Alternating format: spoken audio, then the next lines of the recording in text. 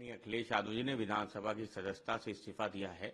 अब आदरणीय अखिलेश यादव जी संसद में देश के गरीब, किसान, मजदूर, पिछड़े, दलित, अल्पसंख्यक, आदिवासी, वंचित समाज की आवाज को बुलंद करेंगे। भारतीय जनता पार्टी की सरकार में 10 साल में जिस तरीके से गरीबों पे, किसानों पे, मजदूरों पे जुल्म हुआ है, उनके खिलाफ कानून लेके आए गए हैं। उन सब मुद्दों के खिलाफ, भारतीय जनता पार्टी के खिलाफ, उनकी सरकार की गलत नीतियों के खिलाफ आदरणीय अखिलेश यादव जी संसद में आवाज को उठाएंगे। समाजवादी पार्टी समझती है कि समाजवादी पार्टी देश की तीसरी सबसे बड़ी पार्टी है।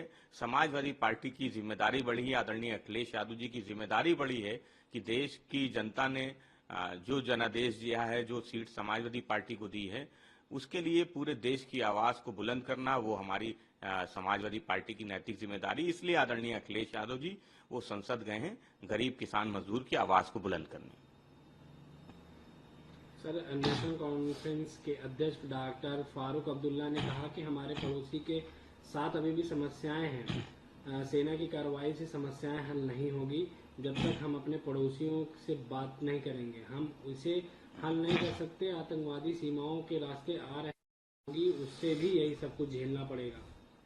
देखिए, सवाल ये है कि पाकिस्तान से जिस तरीके के रिश्ते हैं वो किसी से छुपे हुए नहीं हैं, और एक बार जब समझौते की बात हुई तो उसके बाद पलट के पाकिस्तान ने जिस तरीके का धोखा देने का काम किया था वो भी किसी से छुपा हुआ नहीं है।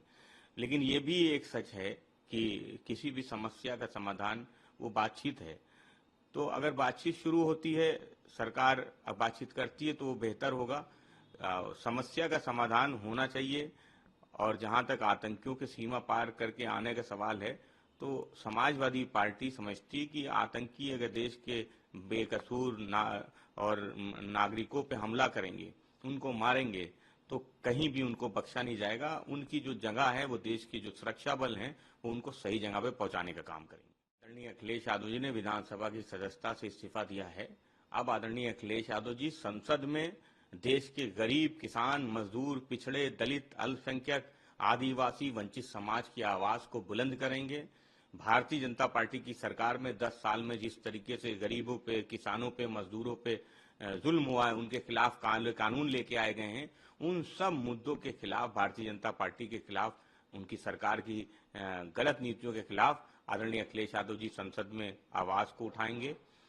समाजवादी पार्टी समझती है कि समाजवादी पार्टी देश की तीसरी सबसे बड़ी पार्टी है। समाजवादी पार्टी की जिम्मेदारी बढ़ी है, आदरणीय अखिलेश यादव जी की जिम्मेदारी बढ़ी है कि देश की जनता ने जो जनादेश दिया है, जो सीट समाजवादी पार्टी को दी है, उसके लिए पूरे देश की आवाज को बुलंद करना वो हमारी समाजवादी पार्टी की नैतिक जिम्मेदारी। इसलिए आदरणीय अखिलेश यादव जी वो संसद गए हैं गरीब, किसान, मजदूर की आवाज को बुलंद करने।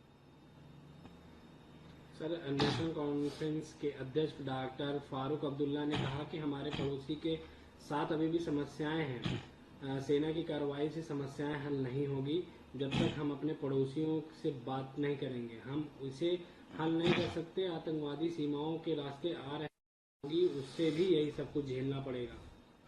देखिए, सवाल ये है कि पाकिस्तान से जिस तरीके के रिश्ते हैं वो किसी से छुपे हुए नहीं हैं, और एक बार जब समझौते की बात हुई तो उसके बाद पलट के पाकिस्तान ने जिस तरीके का धोखा देने का काम किया था वो भी किसी से छुपा हुआ नहीं है। लेकिन ये भी एक सच है कि किसी भी समस्या का समाधान वो बातचीत है। तो अगर बातचीत शुरू होती है, सरकार बातचीत करती है तो वो बेहतर होगा। समस्या का समाधान होना चाहिए। और जहां तक आतंकियों के सीमा पार करके आने का सवाल है, तो समाजवादी पार्टी समझती है कि आतंकी अगर देश के बेकसूर नागरिकों पे हमला करेंगे, उनको मारेंगे, तो कहीं भी उनको बख्शा नहीं जाएगा। उनकी जो जगह है, वो देश की जो सुरक्षा बल हैं, वो उनको सही जगह पे पहुंचाने का काम करेंगे।